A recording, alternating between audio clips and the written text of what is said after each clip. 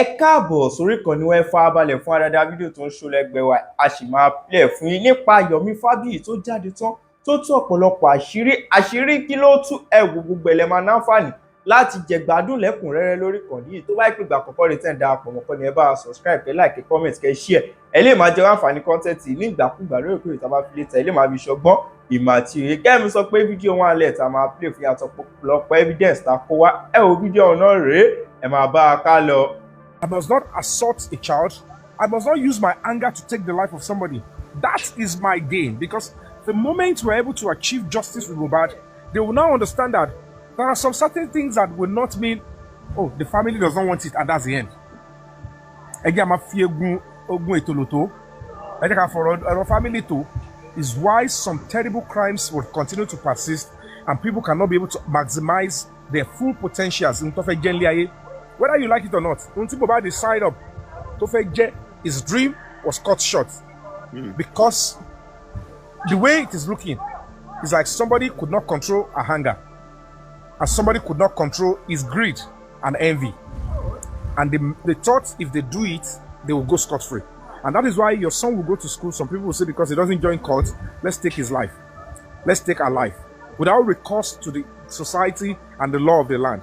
So for people to know that we are a law-abiding society and a lawful society, it is important for an NGO like this to pursue this case and use it to serve as a deterrent. But there is value for every human life, and it is your right. You have a right to life. So when somebody thinks they can act life out of your life arbitrarily without recourse to the law, and when cases like this happen, they're about to pursue it. Come and believe me, then you can take anybody's life and then have connection, have money, then it's goes for free. Especially when the family gets some money or get threatened. So if the family was actually threatened, and that means there are so many other people that will threaten other people's family when they take the life of their son or daughter or parent, does it have to be that way? So that is what we are pursuing, because I have a role to play in my society. It is my duty to contribute my quota. I can't touch everywhere. I chose human rights. I chose the path of justice. Every other person should choose another path. You can choose to say, I want to be, okay, let's make this country a green society. Let's look at how we can go to protect animals in this country. Let's see how we can protect children. That is how we fix a country. Because everybody with their own country, no matter how passionate I am, with UK, America, I cannot delve into some cases if I am not a citizen of our country. My patriotism and love for my country would determine how much I'm willing to sacrifice and contribute to things that are not working well, so that they can work in the direction of the law and people will all live in peace and harmony.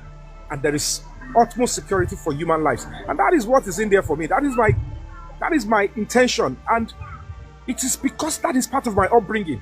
And it's part of my passion that Kinlemi Gongofe contributes to Nigeria. I believe in Nigerian projects. I want this country, my country, to work. I can't live here. I've been coming to this country. This is 20 years now. It's because I want to live in my country peacefully. If I don't take your life or take your life, nobody should think they can take my life anyhow. Do you understand? So they don't understand. They thought when it all started, it's all about TikTok. Monetization. Want to send this to me on Instagram, want to send this to me on Facebook. As a matter of fact, TikTok it's even low. Me to ti shame by send okay, open TikTok. By to supply our TikTok. So many years back. Me Lori, me if you communicate, me Monpai. So, and I don't want to come on TikTok because I believe it's about money. It's about you dancing to make coins. So I did not want to go into it until I was convinced to come and say, Baba, you are doing justice for Mohbad on Instagram, on Facebook. You are going to TV stations. You are speaking with journalists.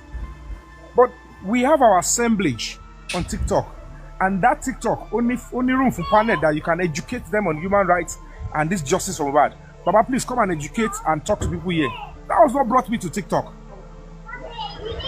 Me, ever, me tell me should go for me. as a matter of fact, I can tell you on my honor, tí mo fi join TikTok, ìjọ tí mo join, mi mọ̀ pé wọ́n dá owó mi tiẹ̀ mọ̀ pé nǹkan kan tiẹ̀ ṣẹlẹ̀ nípa Mohbad lórí TikTok. Mi ò rí anything. The only person tí máa ń rí tó bá kọ́ sọ̀rọ̀ bí ẹ̀kan abẹ́ méjì tó kọ́ sọ̀rọ̀ which is on Facebook was the bookie yesterday. Tó bá ìgbà yẹn ó dẹ̀ kọ̀ bú Ìyábọ̀ wọn pé ta ló ń bú Ìyábọ̀ tó sọ kíní báyìí. Okay o, ibẹ̀ ló ti sọ fún Ìyábọ̀ pé ìwọ Ìyábọ̀ Òjó yìí títí ẹ pọ̀ jù. Àwọn Yomi Fabiyi gangan ló bẹ̀rẹ̀ justice for Mohbad kó tó di pé o sáré o hijack ẹ̀ mọ́ lọ́wọ́ ẹ lọ bèrè lọ́yẹ̀ tí bá parọ́. That was all draw my attention to her. Lady there man so tall. Cause so àwọn tó ti mọ̀ gbà tá ti bẹ̀rẹ̀ justice for Mohbad nígbà yẹn. So kò sófin tó sọ pé justice for Mohbad is only on TikTok or started from TikTok or it can only be done on TikTok. But because Facebook and Instagram kò tó gbéyàn mẹ́ta sókè ogun ẹ̀ máa hang ni o lè níyàn méjì mẹ́ta gbé sókè. Mo ṣe rí pé wọ́n ń sọ̀rọ̀ panel lórí TikTok pé eléyìí strong o ẹni tó ṣe app eléyìí ó rí ṣe and I joined. Okay, Mr. Yomi. Hello, Mr. Yomi. I'm with you, my brother. Okay. Ṣé fi pé getting justice for Mohbad can actually reduce. Ṣé ń gbọ́ mi? Ṣé ń gbọ́ mi? Hello, are you there? Yeah, I can hear you. Okay. Now I want to ask this question, sir. Do you think getting justice for Mohbad can actually reduce the way of how Nigeria works when it comes to justice matter? Yes, I believe so. It is a standard procedure or standard opinion all over the world. Celebrity or high-profile cases, man reshape, man give about change in people's mannerism, and sometimes it bring about new laws. Because until gbogbo yín ò mọ̀ ní pé àwọn òfin tẹ́lí tó ń ṣe àti pé ìlú tó ń tẹ̀síwájú, including Nigeria, NGOs ló máa ń push, ló máa ń sponsor bills pé we can improve on our laws. We can improve on this particular law so that people can live a better life, a more comfortable life. The idea is not to make the life comfortable for people. It is to look into a particular case, after the justice high-profile case here, everybody will know that the fact that I'm your girlfriend does not give you the audacity to start slapping me because you saw me speaking with a man, okay, yeah, it's a beautiful on date here. Why the people are test hi babe, I want to see you. Hi babe, you're looking beautiful. And you don't even want to be calm to say, who is saying hi babe? You believe you have right to lose your temper and then use any arms. Like if you attack obìnrin. Ẹlòmí à nà obìnrin mi tán báyìí. À nà, à fọlójú, à fọlẹ́nu, à tún bá sùn. Yeah, I look at it and say this is absurdity. This is madness because they believe that there is no law that can catch up with them. But if somebody did that, or I get high profile case, you will see certainly that there is serious reduction in police stopping people and beating them on the road now. If there's anything you want to take away from NSAS, you will not take away the fact that police are now a little bit civil. Even investigations, cases introduce torture. I have been noticing because we are taking records. My NGO is not just about justice for Mohbad. There are some other things we are doing. We are asking about the station. About how long love you need to 5 days. Why to show about 5 days? She won't by extension. Were you tortured? They don't know I'm doing research. I go and meet them and ask, hello, how did they treat you? Were you tortured? Do you know the name of your IPO? Because I want to write reports. I want to go and set up a small rally, a little protest to say, stop torture in police stations. Hello, film me only kede. On the message. Hello, film. These are part of the messages I've passed there. And these movies, they cost millions to shoot. But Untowa Sentai is to use my movies to promote human rights, to promote peace, to promote respecting police officers. I want to come out there. Despite the fact we are not by a mistake, me Johnson. civilian yẹn tó deny ọlọ́pàá ní mọ́tò ẹ̀ láti fi ṣìlò láti fi ṣiṣẹ́ wọ́n jẹ́ kó yẹ pé you are committing a crime you could be prosecuted tọ́lọ́pàá bá dá ìdúró pé we need your car to in the course of operation kò sí pé ó fẹ́ lọ kí girlfriend ẹ o bóyá wọ́n wà lẹ́nu operation tó tẹ̀lé pé wọ́n ń lé olè and they need to advance or bóyá wọ́n fẹ́ gbé officer ó ti ṣèṣe wọ́n fẹ́ gbé move if they need you to help them so that you know these police officers will not go into harm's way like I'm saying so gbogbo àwọn ọmọ yẹn ní àti fífi hello ṣe. hello sir sir mo fẹ́ béèrè nǹkan kan sir. Yeah, èmi gẹ́gẹ́ bí ẹnìkan, I'm one of your die-hard fans, gidi gan to the core. Thank you so much. Ẹ lè mọ àwọn Tunesco, àwọn expander tó jẹ́ pé we always see them on the front page, but orú àwa we are silent disciples. Silent supporters. Now the issue is this. Mo máa rò lọ́kàn mi pé if Yomi cannot get it right, who else will get it right? Now, my concern is this. Tí ẹ bá gbọ́ ilé tó bá máa sọ̀rọ̀, mo like Yomi yẹn go, but wọ́n máa wò pé kí ni wọ́n mean by but? Now, wọ́n máa wò pé kí ni but ìtàn people yìí ń try láti sọ? Ṣé bọ̀dá yìí ti wẹ̀ sí wọn lọ́wọ́ rí ni? Ṣé ó ti bá wọn ní business tó ṣe papọ̀ rí tó disappoint wọn ni? Àbí bóyá ó ti sọ fún wọn wípé ẹ má wo oríwo àwa kàn wá káàṣì fún ọ ni wọn kàn máa wò pé àbí ẹ ti ṣe ìwà ìbàjẹ́ kan síbì kan rí. Kí ni kókó bọ̀ tí wọ́n yẹn and these are respected people. Let me explain to you. Let me explain for you. Ẹni sùúrù sà, these are hosts, these are respected people. Wọ́n kàn máa sọ pé but ó máa wò pé in this case tó wà lẹ́yìn torí èmi bẹ́ẹ̀ mi ṣe wà yìí ẹni tẹ́mi bá ti nífẹ̀ẹ́ I don't want to know the other side of him. Because nǹkan tẹ́mi ń rí tí ẹ̀ ń ṣe tẹ́mi rí tá à ń dẹ̀ ń rí báyìí tí ẹ̀dẹ̀ ń sọ fún wa lójoojúmọ́ pé this country can still be better, but there are some people they still have reservation tó jẹ́ pé wọ́n kàn máa wò pé àwọn ò really believe nínú nǹkan tí ẹni yìí ṣe. Wọ́n máa wò pé aṣọ people yìí ṣé orí náà fi ń ríran ni? I don't understand. Ṣé náà fi ń ríran ni? Ṣé they cannot really see in between the line? Lórí kò yé mi o, ṣé ẹ̀sà ṣe ti wẹ̀ sí wọn lọ́wọ́ rí ni? Àbí bóyá at the end of the day gbogbo ẹ̀sà ẹ jẹ́ wọ́n sọ gbogbo tí gbogbo wọn don try tí gbogbo wọn máa fi ń sọ̀rọ̀ tó máa wọ́n expect pé tó bá di ọjọ́ kan Yomi máa wá come out pé ẹ wo ìgbà tẹ́mi ti rí bó ṣe ń lọ ó kàn ní ẹ wo kémi náà kàn follow wọn ni o so that kémi náà lè rí nǹkan tèmi náà pọ́n ńlá nǹkan tí gbogbo wọn expect pé kẹ́ wá sọ at the end of the day nìyẹn o pé ẹ̀yin ti rí lọ́ọ̀kan pé àwọn lè rí justice nígbà tẹ̀ ti rí yẹn the only way ni pé for you now to make them wọ́n ṣe ronú nìyẹn o. Because èmi ò mọ̀ ṣé èèyàn kó máa kọ́dọ̀ èèyàn tó máa sọ pé ẹ wo Yomi yẹn gbàgbé jáde kò sí nǹkan tó fẹ́ offer wa wọ́n lè bẹ̀rẹ̀ sí máa castigate yín. Let me tell you what really caused that. And òótọ́ ọ̀rọ̀ lè ní ká má sọ̀rọ̀. Normally on a good day, are you with me? Normally on a good day, tó bá jẹ́ pé orí TikTok, are you with me? Alẹ́ tó ń ju kíni yẹn. Lẹ́sìn tó wà ló ń ṣan pátá àbí kílẹ̀ ń ṣan bẹ́ẹ̀ yẹn. Bísí Ayọ̀bí ẹ má bínú, mo wà ní kitchen ẹ má bínú. Ok, àwọn fẹ́ jọ pé ẹ̀ ń ṣan pátá ni. Kò sí wàhálà. Ó yẹ mi ìfọ́ni o. My brother. Àbáyọ̀ mi Ọlọ́run ò jẹ. Ẹ má yẹ gbàgbé ìtọ́jú. Bó ṣe máa wá ní ọ̀rọ̀ mo fi ń jẹun. So Mákànlá ló máa wá.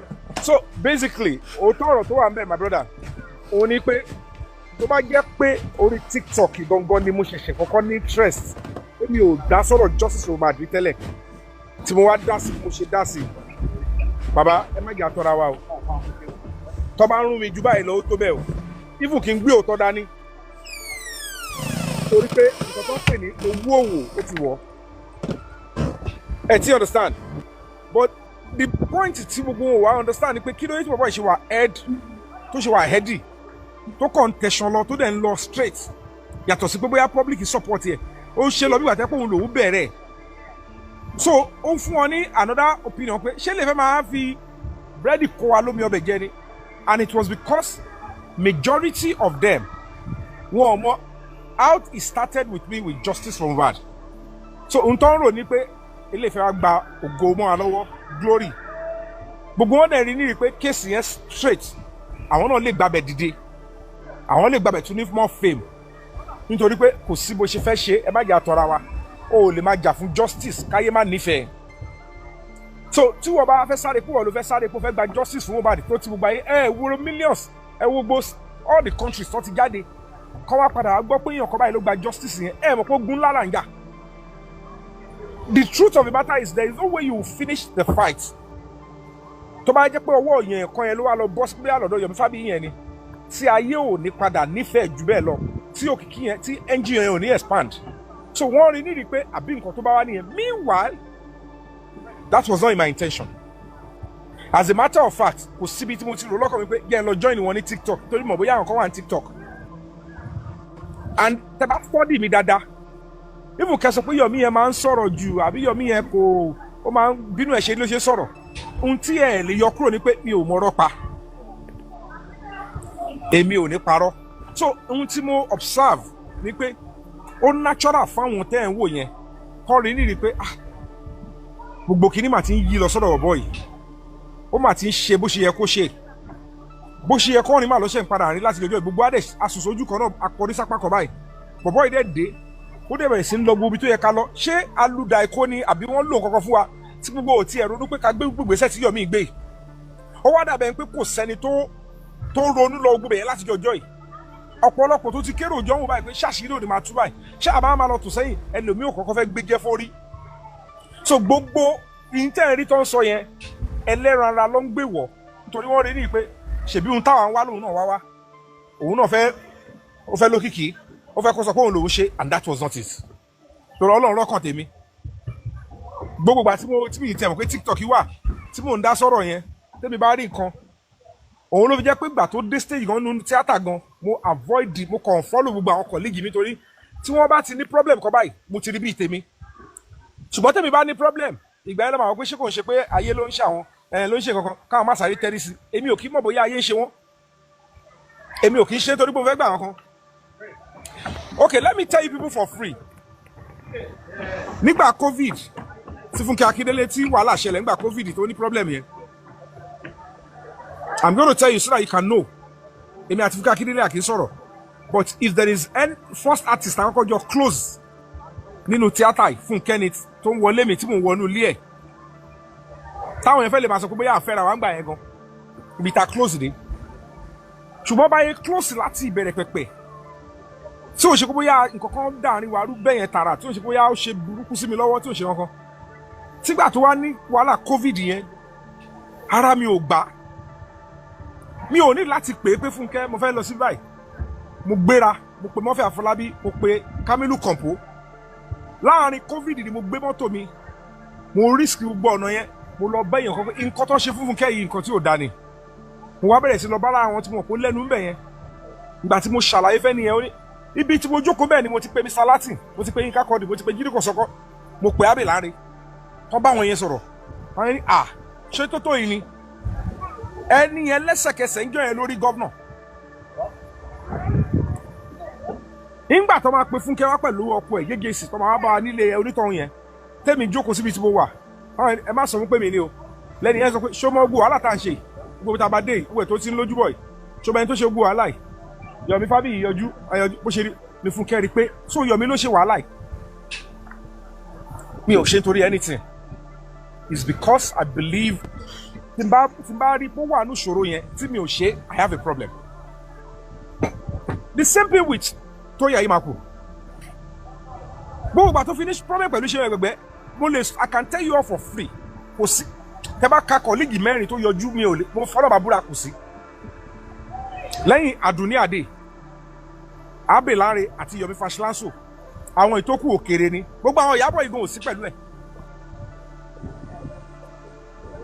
èmi làjọ ń lọ káàkiri tí mò ń tẹ́rí sí gbogbo báyìí tó jọ jíjẹ ìjọ tí ò sówó tá a máa fi jẹun ìjọ tí ò sí nǹkankan ibi tí mo ti ń tẹ̀lé kiri tí mò ń protect ẹ̀ kiri láti lọlé tátún lọ sunlé Tọ́pẹ́ Ṣọ́lájà Arúgá ibẹ̀ ni mo ti kọ́kọ́ rí ọmọ yẹn for the first time mi ìmọ̀ ẹni tó ń jẹ́ bẹ́ẹ̀ mi rírí ta sunlé ẹ̀ tí mò ń tẹ̀lé lọ sunlé ẹwúrú junior colleague ṣé mo ṣe torí anything ni ṣé gbà tó padà dìde padà ẹ mọ iye crisis tó yìn nígbà yẹn lọjà nínú hospital ọmọ tó síkì ṣe gbogbo ẹ mi ti torí ẹ kẹyìn sí ẹ mọ gbogbo nǹkan tó ti lọ tọ ọ̀rọ̀ nígbà yẹn tó ṣe gbogbo ẹ èmi nìkan mo dúró and that is what I do you must be there lélẹ́yàn ti kẹ́sọ̀ ròde mélòó lẹ́yàn fẹ́ kánú yẹn Adépèlé so even kan tí irú gẹ́ yẹn bá irú gẹ́ ìhùn mi yẹn tó bá sọ nígbà tí mọ́mí Ìyábọ̀ síkì gan Ìyábọ̀ Òjó fún rẹ̀ kó bọ́ta sọ iye colleague tó lọ́wọ́ mọ́ sí ẹ̀ lọ́spítù kò sì mí lọ bẹ̀ níbo ni mọ́ sí ẹ wà mo lọ ṣe róòlù ọmọ fún ìyá yẹn dẹ̀ ṣọ̀pọ̀lọpọ̀ àdúrà mọ́mí Fúnkẹ́ ti ṣàdúrà fún mi dáadáa mọ́mí Kẹ́mi Afọlábí ti ṣàdúrà mọ́mí Tóyìn ti ṣàdúrà mọ́mí Ìyábọ̀ ṣàdúrà mọ́mí ṣàṣàní tí ìyá ò ti ṣe àdúrà láti inú wáyé àdúrà abiyamọ fún mi torí wọ́n máa sọ fún wọn pé ẹni tẹ́ ń wò ẹ rí pé mọ́mí Kẹ́mi Afọlábí dúró ni níjọ́ tí mò ń ṣe sílé mi tí mò ń ṣe birthday last year wọ́n wá láti a day before wọ́n dúró and tẹ́ bá padà lọ́wọ́ àwọn they will tell you this is who Yomi is mo sọ pé you cannot sit on TikTok ké ẹ wá òkú káwọn kan máa ṣàlàyé fún yín pé Yomi yẹn owó kíni gbogbo ṣùgbọ́n tó ń sọ yẹn ni pé àmọ́ bóyá owó ló wà kí ni Yomi wá tí n bá ti ṣetán tí mo bá parí eléyìí mo tún bọ́ sí mi ẹ wo iye èrò tó ń tẹ̀lé fún kẹ́ńsìn mélòó nu wọn ló dìde ìgbà tó fẹ́ jáde deputy governor when Tóyìn had a serious problem mélòó nu wọn lè rí pẹ̀lú ẹ̀ ọdún mẹ́ta ni Tóyìn fi ní crisis at a point ó ti fi Nàìjíríà lẹ̀ ó dẹ̀ gbé ẹrù èmi ni mo gbé ẹrù sórí báyìí wọ airport ó dọ̀ fún wa ní Anthony ta bẹ̀rẹ̀ sí ṣe wàhálà lọ bọ́ọ̀lù ẹnu traffic lọ ṣe gbọ́ ẹ̀ tó fi lọ tó ní òun ṣe fi mọ́ òun fẹ́ lọ bá ṣe keeping up with Tóyìn Àyìnmákù because kò rí help lọ́wọ́ anybody ó rí pé ogun ẹ̀ bóyá yes àti Faith Balógun máa ń pè Yomi báwo ni Tóyìn má jẹ́ kí n kọ́ ṣe o báwo ni ṣàlàáfíà ló wà Yomi dúró tí o and then Rẹ̀mí Surutu at some point so lábẹ́ bó tilẹ̀ nǹkan rí irú Rẹ̀mí Surutu náà dọ́tà Rẹ̀mí Surutu tó ṣaláìsí yẹn we are so close kò sígbà tó wà lọ síbi tí mò ń lọ bẹ̀ nígbà tó di pé ọmọ yẹn kú tán sọ pé kọ́ lọ wọ́n ṣe lè ṣe o Yomi kọ́ má lọ sí ọmọ yẹn níyà o àwọn ò lè lọ sí ọmọ àwọn o ìbá àwọn mójútó báyìí láwọn ṣe fẹ́ o mo ní ayé máa bú mi Surutu ní Yomi jẹ́ kó bú ẹ̀ torí ọ̀rẹ́ ẹ̀ ló ṣe ń ṣe nítorí mi ló ṣe ń ṣe mo ní bísí mi láì tẹ bá lọ wò gbà yẹn wọ́n fẹ́ bú mi pa and same thing ẹ worú mo jí ọláyà go and look at the role I play so at the end of the day kéèyàn kọ́ wá bọ́ta kó wá wò sùsùn sí gbogbo àwọn tó kójọ kó wá ní Yomi yẹn misogynist àbóyìnbó burúkú ló fi qualify mi it's because they believe that àwọn ọmọ social media lò ẹ jẹ́ ká lò láti sọ Yomi lórúkọ because tó bá ti dúró sórí nǹkan báyìí Yomi yẹn tẹ́ ẹ bá ti bá lórúkọ jẹ́ kẹ́ ṣe kò ní sá èmi ò lè sá I am not in it for anything mo fi Ọlọ́run bá búra kò ń ṣe owó tó fi ń ṣerú struggle Mohbad yìí bí NGO mi ṣe kò ń ṣerú owó tàbí ìtọ́ lè fi ṣe mo mi ṣe ẹ̀jẹ̀ la fi ṣe misogynistic òyìnbó burúkú tó máa yẹn lónìí yẹn mo ṣe padà lọ létí létà èmi ẹ̀rọ òyìnbó ti máa lò tí gbogbo bá ṣe padà ṣẹlẹ̀ pé mi ní ebi ìjọ nígbà tí mò ń ṣe kéésì bàbá Ìjìṣà tí Davido bẹ́ sí mi tó dé mi bishop site nígbà tóun náà bẹ̀rẹ̀ sí ní pọ́n sọ pé fún yàn kan lóyún oníkọ́ lọ ṣe ṣùgbọ́n kan ẹni pé mi náà kàn mú kàn wò padà mi mọ̀ pé yàn kan kéré sí mi kò sí nǹkan tó yàn ṣe fún mi tí mi ní ṣe padà gbogbo ìtí àwọn èèyàn táwọn everybody ṣe fún mi àfẹn tí ó bá lórúkọ wọ́n ṣe sí mi tí mo bá dán padà get justice èmi máa padà ṣanwó lára ẹgbọn ẹ padà ó wà pẹ́tì débẹ̀ yẹn ìyẹn ni mo mọ̀ pé weak point mi nìyẹn pé mi ní ṣe tí bá ṣe padà kò ní kúrò lọ́kàn mi máa fi wọ́n kọ́ bọ́ọ̀dì padà gbogbo àwọn presenter tẹ̀lé tó sọ̀rọ̀ yẹn máa fi wọ́n kọ́ bọ́ọ̀dì padà so kọ́ máa yẹn gbàdúrà kí mo bá di máa rí justice ṣùgbọ́n tó bá ti lè rí kò bá jẹ́ lómi nǹkan ló fún tó rí justice tèmi ní kí mo rí àṣà rí justice máa fi wọ́n kọ́ bọ́ọ̀dì padà torí mi ò ṣe kọ burúkú mi ò kówó kọ̀ọ̀kan jẹ mi ò ṣe torí owó ni màmá sá kiri mo sá lọ ní September last year mo tútù sánsìn kí ni mo ń wá káàkiri. Mr. Yomi o sorry mo ti fẹ́ béèrè question kan ẹ má bínú pé mo béèrè because just for everybody ẹ̀yin àlọ́ra drink ojú láti ṣe wèrè. So ṣe fi pé Nigeria really worth like tí èèyàn bá fẹ́ èèyàn fight for justice nísìn ṣe fi pé Nigeria really worth for dying for justice, let me put it that way. Tí màá dá fún Nigeria. Not you, no, because ẹ̀yin fight for justice likewise àwọn kan wà ní tẹ́ pé underneath àwọn náà fight for justice but torí pé they don't have power or they don't have what's it called? One connection. Get to orange. You understand me? Àwọn kan wà underneath tó yẹ pé àwọn náà wọ́n like justice wọ́n dẹ̀ fight for justice but wọ́n ní power wọ́n dẹ̀ ní connection láti lè ṣẹ́mọ̀ láti lè come out bẹ́ẹ̀ ṣe ń come out ìbílẹ̀ irú àwọn yẹn kí ni ká pè wọ́n. What I would say is this: determination today leads to success tomorrow. If you are determined, what you will need to move forward, Omawa. When I delve into Baba Gisha's case, I don't have a dime to pay a lawyer. And when I began to put the pressure, the Nigerian Bar Association lawyers, I got 19 lawyers for volunteer. 2 senior advocates, they want donate for me. But someone want donate me more. Shall I get me? You know, that's any group talking down. Me anything. I don't know. Tó bá ní kó wá gba change tó bá gba change, wọ́n lè sọ́dọ̀ òun. Ṣó tí yẹn? Mi mọ bọ́ ṣe dáwó Bàbá Ìjẹ̀ṣà. Nígbà tó máa sọ, ẹni pé èèyàn bẹ̀rẹ̀ sí múrọ́ tó ń pa. Wọ́n ní kíní kan owó kan wọ́n gbé fún mi, kò sí ní tó jọ. You don't have to be looking for mbolo material. Where do you want to get the motivation? Is your conscience clean?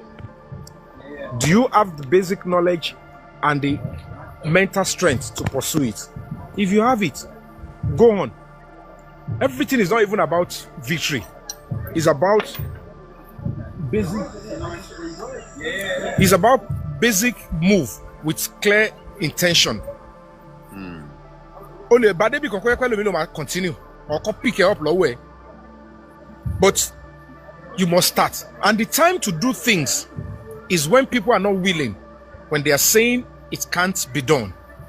That is when you should come out and do it. See, badi de furu case ru Baba Ìjẹ̀ṣà yẹn. Tẹ́ bá wo àti bẹ̀rẹ̀. Wọ́n ní ọmọ ọdún méje ni Baba Ìjẹ̀ṣà ti bá ọmọ yẹn sùn. Princess yẹn dìde sọ ni pé ó ya ìdí ẹ̀ lọ́mọ ọdún méje. Tí NGO mi ò bá dìde, number 1, wọn ò ní fún ní bail. Ẹlẹ́ẹ̀kejì, ọlọ́pàá ò ní intensify àti Lagos State government pé ó yẹ lọ ṣe test lórí ọmọ yẹn kán wá rí pé kò sí pé wọ́n bá ọmọ ọkàn sùn ní 7 years. Wọ́n ṣẹ̀ṣẹ̀ bá sùn ni. In fact, virginity ẹ̀ ó ṣẹ̀ṣẹ̀ ń jiná ni. But bó ṣe ń jiná yẹn, wọ́n tún kobo náà. Àti pé wọ́n tún bá spam ń díẹ̀. Kò dẹ̀ síbi tí Bàbá Ìjẹ̀ṣà ti bọ́ ọmọ yẹn sùn at any time ní life ẹ̀ rí. So that was why number 1, the judge, boy, Bàbá Ìjẹ̀ṣà dé báyìí, boy, even life imprisonment lọ́ní kan fún àti another 16 years. Wọ́n kọ́ ní òun grant and bail kọ́ máa lọ pé ẹ kó gbókè kò sí evidence kò sí nǹkankan. And secondly, when they said he should go and serve 5 years, àwọn ṣe appeal lọ. Nígbà tá ṣe appeal ní early last year, ni àwọn appeal wá tún yọ méjì kó pé gbogbo ilé ìtẹ́tò wáyé má yóò bọ́mọ sùn. Evidence report ọlọ́pàá ti fi o pé wọ́n ṣẹ̀ṣẹ̀ bọ́mọ yìí sùn ni. Ẹni tó dẹ̀ ń bá sùn tó jábàálẹ̀ ẹ̀ ó ti confess pé girlfriend òun ni. Kí ló dé tẹ́ wá sọ pé Bàbá Ìjẹ̀ṣà bá sùn 7 years nítorí ẹ̀ lọ yìí then we are removing it. Wọ́n yọ dànù. Everybody ọ̀dẹ̀ dákẹ́ lórí ẹ̀. Nobody was talking about it. Òun ni mo yẹn sọ fún Ìyábọ̀ yẹn. Ìyábọ̀, ìwọ princess. London tó ṣì jókòó sí bí mo fọlọ́run bá búrọ̀ ó ṣe máa padà dèrò Nàìjíríà. Because immediately Baba Ìjẹ̀ṣà comes out in November. Or tá bá parí final appeal ní Supreme Court tí wọ́n absolve for remaining 2 count charges, they will come back to you. Because you actually groomed a minor for sexual activity. Because as it is now, sentence Baba Ìjẹ̀ṣà serve lọ́wọ́ yìí. is as a result of an organized crime. Níbo ló wà nù òfin Nàìjíríà pé they can use organized crime to sentence someone. At the end of the day, tó bá jẹ́ pé organized crime yẹn ó kọ̀ okay, this person actually touched a child or a minor. It's understandable. But anytime pé ní 14 years, kò sí evidence kankan àgbàlagbà lẹ lò tẹ́ fi set Bàbá Ìjẹ̀ṣà up. Ẹ kò reduce age yẹn ni. Ẹ dẹ̀ parọ́ pé nǹkan kan ṣẹlẹ̀ nígbà tó ọmọ yẹn wà 7 years. Ẹ̀yin ọlọ́pàá dẹ̀ ti mọ̀. Ẹ̀yin ẹgbẹ́ yín ti rí pé kò sí ohun tó ṣẹlẹ̀ 7 years pé Bàbá Ìjẹ̀ṣà bọ́ ọmọ yàdí ọmọ yìí because wọ́n ṣẹ̀ṣẹ̀ yàdí ọmọ yìí nígbà tó recently ni. Bàbá Ìjẹ̀ṣà ò dẹ̀ sí mbẹ̀. Ọmọ dẹ̀ sọ pé ọlọ́pàá ṣe test bọ́yẹ bá ń dẹ̀ lọ ní ta ló ní spam tó wà ń di ẹ. Ta ló bẹ́ẹ̀ sùn recently ọmọ yẹn ní bọ̀dá Dàmọ́lá ta ló ń jẹ́ bẹ́ẹ̀ wọ́n wà ń lé wa bí àbúrò mọ́mì wa ni bí àbúrò mọ́mì ẹni bọ̀dá Dàmọ́lá yẹn àwọn olótú bẹ́ẹ̀ ta ló tún bẹ́ẹ̀ sùn oníbọ̀dá Òkèlè ta ní bọ̀dá Òkèlè security ilé wa ṣé mọ́mì ọmọ bó ṣe lọ arrest Dàmọ́lá Adékọ́lá yẹn nìyẹn they couldn't arrest the Òkèlè ó sá lọ wọ́n dẹ̀ mú sínú cell pẹ̀lú Bàbá Ìjẹ̀ṣà ó kọ sínú statement yẹn pé yes girlfriend òun ni ọmọ yìí ó dẹ̀ di pé kọ́ gbé wọn lọ sí court wọ́n dẹ̀ ní kí wọ̀bọ̀ Dàmọ́lá Adékọ́lá yẹn máa lọ just because wọn ò fẹ́ kí Yomi Fabiyi tó jà tó pariwo ńgbà yẹn so that activism mi ò ní kò ní ranlẹ̀ wọn ò ní lè sọ pé Yomi yẹn láyé máa tẹ̀lé èmi ò lé òkìkí pẹ̀lú ẹ̀ I'm not doing it because of fame gbogbo èrò ọkàn wọn ni pé kéèsì Bàbá Ìjẹ̀ṣà tó ń ṣe yẹn fame ni as a matter of fact the first person to accuse me pé wait give me 3 seconds. Okay, the guy's done. Yeah, he's going now. Why you should have told him before you call the cab? Should we go now? Or wait here first? I mean, it's gonna be like that. Do we wait here or we go and stay in the cab? I'm just gonna stay in the cab. Okay. Ngba tó wá di pé àwọn sọ wá ìwé sí pé now mo tẹ̀ ti gbà yí pé wọ́n máa ń mú gò lọ́nà òyìnbó ni mo fẹ́ sọ pé kí mú tán kí lè mú gò lẹ̀ ẹ wo Nàìjíríà mentality yẹn. Well, my slippers. Did you take my slippers? Oh, beautiful. Bless you. You're a good boy. So, OTA? Oh, good boy. Nice one.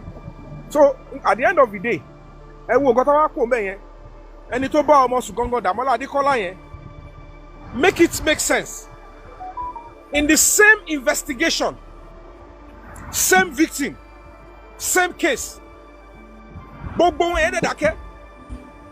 And I kept challenging them. Ìwọ Ìyábọ̀ Òjó, ìwọ Princess, ìwọ Tom. Gbogbo yín tí ẹ sọ pé Bàbá Ìjẹ̀ṣà ṣe. So, are you selective? You all are aware that one Dàmọ́lá Adékọ́lá was actually, was arrested. And he confessed to a confessional statement. Evidence there to one leg. Ẹ tún wò pé Princess yẹn kò yẹ kó tiẹ̀, he shouldn't be tried for her crimes. Why will you set somebody up with a child or a minor? Who in his right senses will want a child or a minor to suffer PTSD because you want to gather evidence? I said doing that, grooming a child or a minor for sexual activity is punishable with life imprisonment. Recording, Otuwalo set the camera tí ó sínú ilé ẹ̀ tẹ́lẹ̀. It was a premeditated action. You knew it's going to happen. You put the camera there. You recorded it. And these people waited for 30 minutes and 6 seconds. Princess yẹn dúró síta. Ó ṣàlẹ̀ kí Bàbá Ìjẹ̀ṣà ṣàbàsùn. Tọ́dọ̀ mọ̀ pé àgbàlagbà ló fi set here. She waited for 30 minutes and 6 seconds. And then wo pé ẹni tó dúró yẹn tí ò wọlé pé sọ wá yẹn ó wá dúró 30 minutes 6 seconds. I said grooming, recording a sexual activity of a child or a minor for whatever purpose is child pornography. It's punishable with life imprisonment. Kí Princess má bàa face gbogbo yẹn nígbà tí mo bẹ̀rẹ̀ sí pariwo. Wọ́n ní àwọn tó sponsor ẹ̀ pé kó bá yẹ Bàbá Ìjẹ̀ṣà jẹ. Ọ̀sán fún lówó yá dànù. Ó bá lọ. Because the government realized at that point that Yomi Fabiyi ò ní gbà because wọ́n threaten mi pa. Lagos state government gbé case mi lọ sí court yẹn. Wọ́n ní kó charge me for court contempt. Orí ẹ̀kọ́ mi yọ.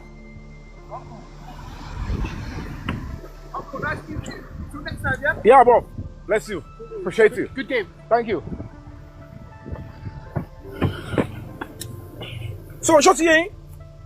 Gbogbo nǹkan tèmi ń ṣe nìyẹn kò ń ṣe ń wá owó ṣé owó kan ni Bàbá Ìjẹ̀ṣà lè fún mi ni. Gbogbo ètí mo ṣe yẹn ṣó lè fún mi lówó ẹ̀ ni. ṣé ń wá owó fún nǹkan bẹ́yẹn ni ṣé mi ò ní rò láti play kí Nàìjíríà better ni ihun tí mo lè ganu sí lórílẹ̀-èdè Nàìjíríà ṣé mo lè ganu síbi tí Nàìjíríà bá da ṣe báwa la máa ga pápẹ́ ẹ wò lúwa ẹ lọ wo Ghana airport ẹ bá wo Ghana airport bó ṣe rí mo dẹ̀ bẹ̀rẹ̀ sí wọ àwọn ọmọ Ghana yẹn pé àwọn ilé máa dàbí òyìnbó wọn máa ṣe bí ẹ pé lóyìnbó láwọn wà ní because that airport is a pride for them ó dẹ̀ ń jẹ́ kí n máa fún àwọn Ghana yẹn ní level kan pé àwọn lè tún lè jù wá lọ.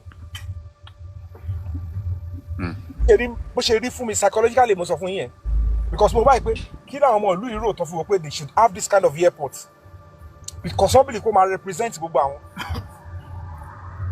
So thinking you want to look for something huge you need to be popular you need no Yomi Hamzat was not popular bó ṣe popular sí when he fought for Timothy's case ẹni tó bá fa kéèsì kìíní ní Ọ̀ṣun yẹn ó ní ẹnu gan ó ní owó gan but he stood his ground and people all hotels want to wo kéèsì Adédoyin yẹn they are careful with what happened to guests in their rooms because your daughter will go and lodge in one hotel tomorrow your father will go and lodge in one hotel should they start trivializing their lives?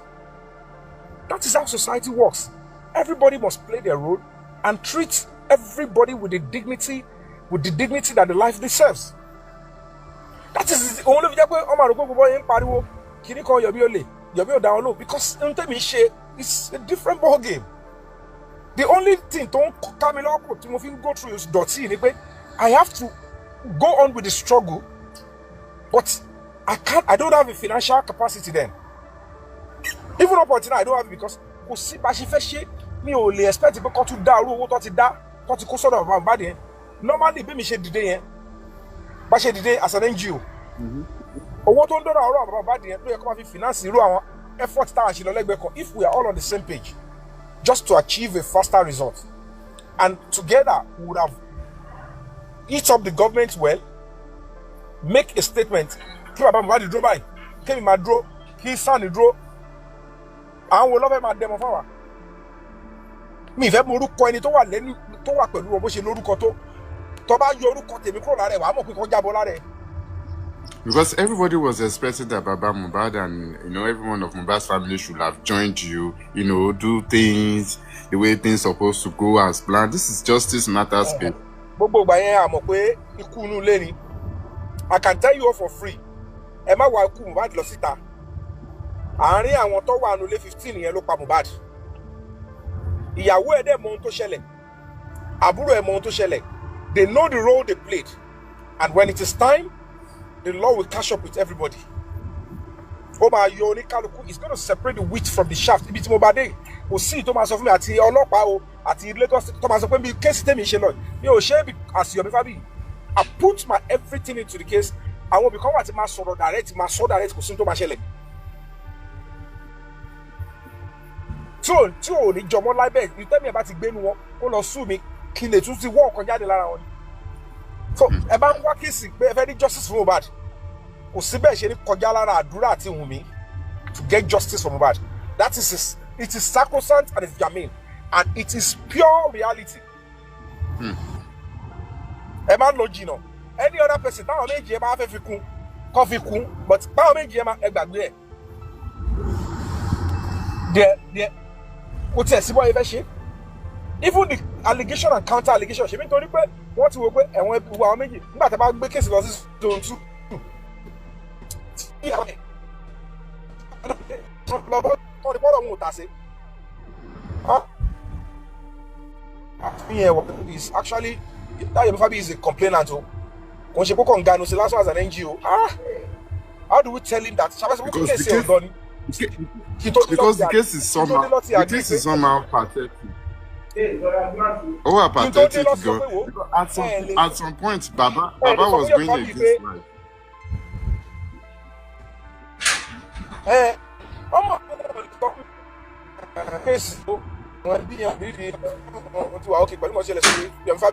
We can't attend to you again. Me love LGBT. And as an adult and a member of the voting public, you must extend it because I'm going to have LGBT. Priority ni confession yẹn àti evidence yẹn FGB tó fẹ́ lómi lẹ́ FG secondary lọ́ ṣe òpin ọgbọ́n ní ká dá fún Yomi yẹn o kò ní fẹ́ lọ sí pàtí yẹn ọtí ẹ̀ ní dá lóhùn bẹ́ẹ̀ ọkọ̀ oníṣẹ̀lẹ̀ wọ́n ní ẹ transfer padà sí pàǹtì ẹ ṣẹlẹ̀ bẹ́ẹ̀ wọn ò bí da tó bá dé pẹ́ ti dá padà sí pàǹtì ó ti get language yẹn nìyẹn language tó expect pé kí n gbọ́ nìyẹn pé ọ̀gbẹ́ni torí pé kéèsì ti lọ wọ́n ti dá padà sẹ́yìn kí wá jáwọ́ kò possible wọ́n máa rí fíìmù láìpẹ́ yìí wọ́n yìn bá lọ báyìí wọ́n ti rí fíìmù wọn tí mọ̀ ohun tó ń bọ̀ next òun lọ́ ṣe wò pé ẹ jẹ́ ká sáré lo ṣàkárá ká sọ pé àdúrà náà kí wọ́n náà sọ pé ó ń bú ẹ sọ pé ó ń dìfẹ́ mẹ́ ìwọ tó bá ṣì wá ó máa pọ́n tí gbogbo ẹlẹ́ pẹ̀lú rọrùn àti àlàáfíà wọ́n di homicide evidence bú sọ́wọ́ tó bá fẹ́ kí n dárúkọ ẹ mọ́ ẹ mú fídíò yẹn jáde káti ẹ̀ wò pé ṣé kò jọmọ́ confession ni àbójọmọ́ òun mi kò lọ petition against àdúrà Ǹdàmọ́lá àwọn lọ́yẹ̀ bọ́ ṣe láwọn pọ̀ tó wọ́n ṣe kankan ẹ dẹ̀ fẹ́ kí n gbà yín gbọ́ and I should cover it up for you I can't cover such with you because advantage tí wọ́n bá expose ní tó pa Mohbad tó punish àwọn tó pa advantage ẹ̀ pọ̀ bí rẹ́rẹ́ ju kéèyàn support àwọn tó ń ṣèdọ̀tí kan ní àwọn ẹbí ẹ̀ àwọn ọlọmọ wọn kú wọ́n bá láwọn wá justice mọ́ no Mohbad is a Nigerian and it's a Nigerian property the moment they took his life it becomes the responsibility of the state tó bá wà láyé tí nǹkan kan ò ṣe ẹ lè jọba ọtí lè kí but the moment you hurt him infringe on his right or do it it becomes the responsibility of the state and the public and that is what we are doing and we will get justice for Mohbad not because by agídí or pé ọ̀lẹ́nu tó bá ṣe àwọn obìnrin tó wà lẹ́yìn wọ̀nyí wọ́n máa padà ṣe lẹ́yìn wọ́n máa tẹ́ ẹ lọ kọ́lẹ̀ pé mo sọ fún yín no matter who the person is ó máa tẹ́ gidi ó máa tẹ́ tó nípọn because gbogbo nǹkan tí mo ní mo ti throw into this battle gbogbo nǹkan tí mo ní mo ti throw in èyí tí mo fẹ́ kọ́ fọwọ́ bá mo ti gbé kúrò lẹ̀ èmi fúnra mi mo sì máa wọ́n máa rí pé mo máa wọlé padà nígbà bá fẹ́ ṣe wá ṣe fèmí wọ́n try gan láti December 3rd òun lẹ ṣe pé mi ò sunu lé mi mo ṣe ń sùn kò fẹ́ tó mọ̀ ẹ̀ ní mo yẹ bodyguard tí mò ń kó kiri ẹ̀ mo yẹ undercover tó ń tẹ̀lé mi àwọn tá à ń náwó sí nìyẹn la fi lè jáde level yìí kò ṣe pé bóyá gbógun tẹ̀lé mi àbí àwọn ọ̀tá láti attack mi láti jọjọ́ yìí but kò sí reason fún mi láti move ni mo ṣe ń fèsì ẹ̀ lọ but mò ń yẹra nígbà tó yẹ kí n yẹra òun lẹ ṣe rí pé bí kọ̀pà ìdárógóràsì yẹn fi sọ pé Yomi yẹn ń lògùn ládùúgbò nǹkan táwọn ti sà sí àwọn nǹkan táwọn dẹ́lẹ̀ fún wọ́n ń gbé oríṣiríṣi ọwọ́ King White yẹn threaten mi ìyá Mohbad threaten mi bàbá Mohbad threaten mi àdúrà threaten mi Wùnmí threaten mi ìyẹn tún bọ́ sórí TV ó bẹ̀rẹ̀ sí ń pọ̀ oríkì mi ó bẹ̀rẹ̀ sí ń parọ́ mọ́ mi èmi block òun èmi hate òun èmi misogynistic èmi kìnnì kọ̀ọ̀kan àwọn widow tí wọ́n gbọ́ lọ́wọ́ sign petition ọ̀rọ̀ kan tí ẹ gbọ́dọ̀ petition orí burúkú tó láwọn sign tí mo retí káwọn NGO yẹn tiẹ̀ kọ́ tẹ̀ tẹ́rí sí mi káwọn yẹn náà lè jẹ gbèsè ṣe ń gẹ́sì mi ṣe rí gbúrú ẹ̀ wọ́n ní Wùnmí kọ kìnnì kan sí gọ́ọ̀mẹ̀ kan ṣe gbọ́ wọn kan torí wọ́n sọ fún pé wọ́n fẹ́ kó bára ẹ̀ nígbà tẹ́ bá ti wọ́wọ́ yọ̀ mí wọ nǹkan tí ò yẹ kẹ́ wọ̀ òun náà wá tọwọ́ bọ̀ ó ti wà nù kéèsì pẹ̀lú ẹ̀ nìyẹn so ó bá ti sọ di defendant á ṣe approve right rẹ̀ á dẹ̀ tọwọ́ bọ̀ yín pé ẹ jẹ́ kọ́ ẹ bá give order ilé táwọn bàbá yẹn ń tàn yín tó yẹ kó ti gba order kọ́ lọ ṣe fún CCTV kí ló stop ní corona inquest wípé wọ́n ní CCTV iṣẹ́ o kò ṣiṣẹ́ o my lord ẹ fún wa nọ́dà kọ́ fún wa ní details Mohbad kọ́kọ́ kí n lọ sí iCloud Apple tó yẹ kó ti ṣe láti ìgbà yẹn ṣé wọ́n lọ gbọ́ bẹ̀ yẹn wọ́n lọ́bẹ̀ báwa corona àbí tẹ́lẹ̀ pé mo tètè já sí láti ilẹ̀ ni tí mo ti gbé lọ́ọ̀yà tèmi wọlé tí mo ṣe màá ti lọ gbogbo ẹ̀ gbogbo ẹ̀ la máa ṣe tó máa pé mo fi Ọlọ́run bá búra gbogbo ẹ̀ ló máa pé iCloud gan máa mọ̀ pé máa débẹ̀ ọ́fíìsì wọn London gan bí gan mo ṣe máa lọ mi wọ́n sì tì ń bẹ̀ láìpẹ́ yìí Amẹ́ríkà mi máa débẹ̀ ẹ lọ sọ pé mi Yomi Fabiyi sọ àfi tí nǹkan kan tó bá máa mú level ẹ̀ kó ti jáde before that time pé mi ò ní dé gbogbo bẹ̀ mi ti nídìí pé mo nídìí support public mi ṣe bọ́ta gbogbo Yomi yẹn ń ṣe kíní kan ara yẹn ọ̀run lọ sọ fún I will speak to my people the language you understand they will know owó tí máa fi ṣe delivery ọ̀hún fi owó yẹn jẹun because taba succeed àwọn tó máa dìde tó máa sọ pé this is Yomi this is Break the Silence Foundation mo kàn gbé 50 million síbẹ̀ you have delivered you have been tested and trusted mo gbé 100 just continue to expand and help more people. Ìyẹn lè ní owó yẹn lè máa fi máa gàgbé owó yẹn máa gbóhùn kó sáà ṣé ní ẹni àpòrò bẹ́ẹ̀ ọ̀dọ́ Any owó tó bá múlẹ̀ sí is to push the case further. Mi ní wá béèrè ó tí mi ò need. Mi ní béèrè Ọlọ́run ní kí ẹ rí àdánwò yẹn lé ayé. I have a vision for my NGO. I have a vision for my country. Màá ní owó tẹ̀yìn dá kélekèlé. Màá máa ní mo fẹ́ máa fi ṣe kiri. So at the end of the day, struggle àwa dó sójú kan. Ṣé yẹn ni mo èrè tèmi? Ládùúgbò orúkọ mi ṣe rìn. Ládùúgbò resort mo ti gbà. If you believe that, it's because probably you have a shallow thinking, or you don't have a mind of your own. But if you are a strong and a reliable person, you know that this Yomi would derive pleasure winning this case than using little funds. Don't get this in. Come on, fún personal kini. So, Amina, thank you for showing up here yesterday. Love me more. All our glory. Thank you so much, Prince. I'm going to list all your names. I'm still going to say thank you to you all for turning up yesterday. Madam Shola, pounds in it. You're moving to party in London. I'm pounds. Come me pounds money. I shall justice for Mohbad party like she is me celebrating my birthday. People keep turning up. And that's because people ojul monto yonu.